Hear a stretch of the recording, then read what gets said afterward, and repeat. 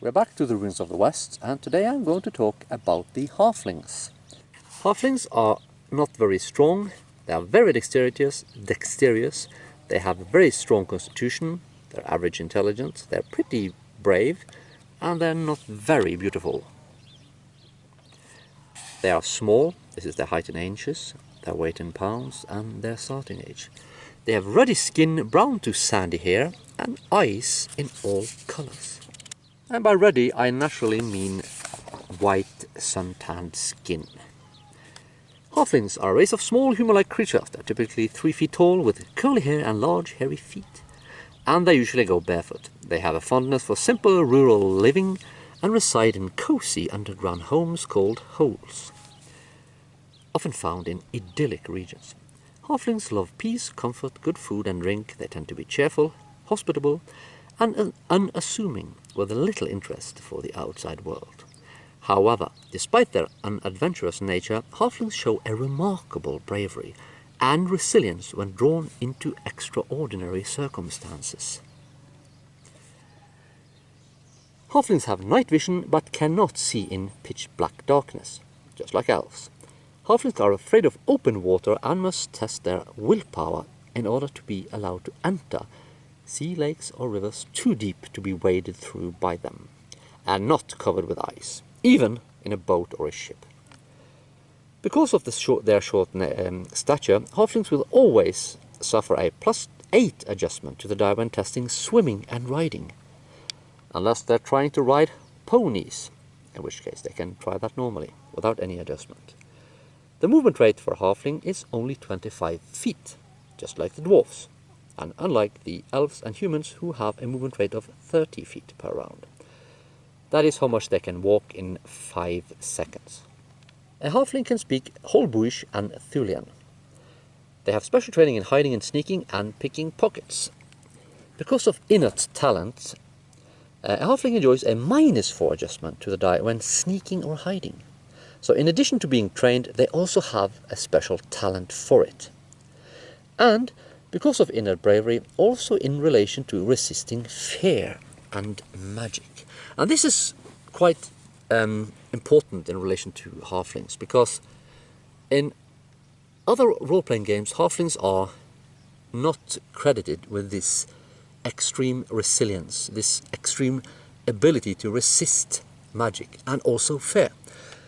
In The Lord of the Rings, for example, this ability is the only reason why halflings are chosen for the task of getting rid of the One Ring, because they are the only ones with this exceptional resistance to magic and fear, which in ReconQuest is related, fear and magic and resistance to it.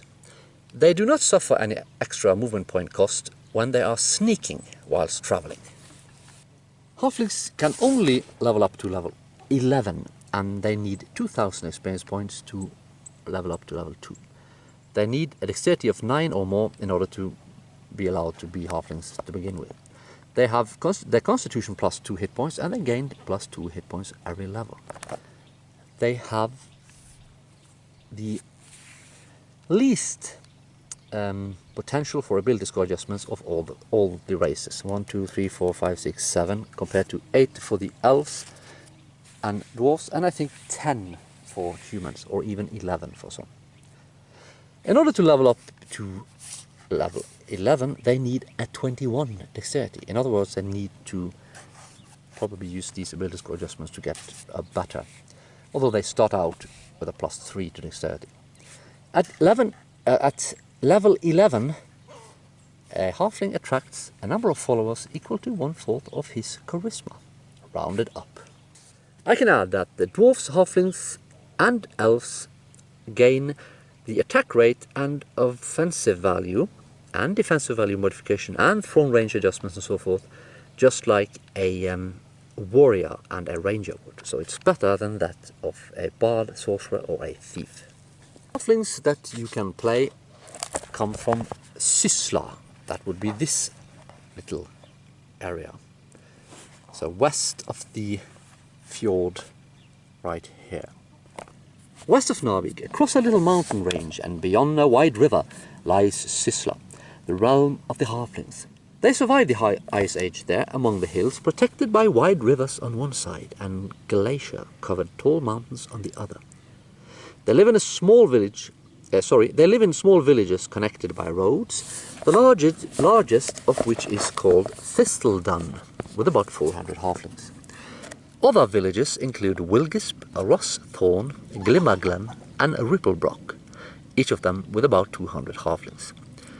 Each village contains small industries and is surrounded by farms.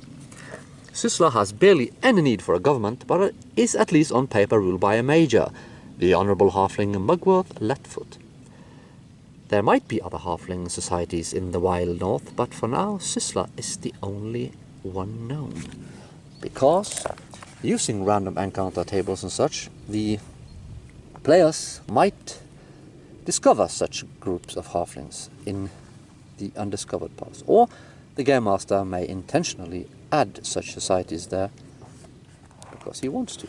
If you meet a generic halfling, they will typically wear a light armor and a short sword. That would be, they're not wearing a short sword, they're carrying a short sword, and a short hunting bow with some arrows. So they're not very heavily equipped.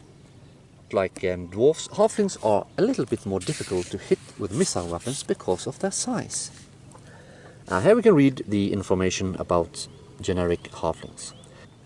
They possess a hidden reservoir of courage and resilience, and their small stature and unassuming nature will allow them to go unnoticed, making them well suited for dangerous missions. They often demonstrate acts of bravery, determination, and loyalty when faced with the perils of the world. So they are quite useful for an adventurous group where you need courage and a resistance to magic, and not least stealth. Unlike elves and dwarfs, the halflings have no spellists and cannot cast spells. I can add at the end here that the names for the villages in Sisla, the halfling realm, are based on Anglo-Saxon words describing different plants and flowers and such. So, that's it for today. Thanks for watching.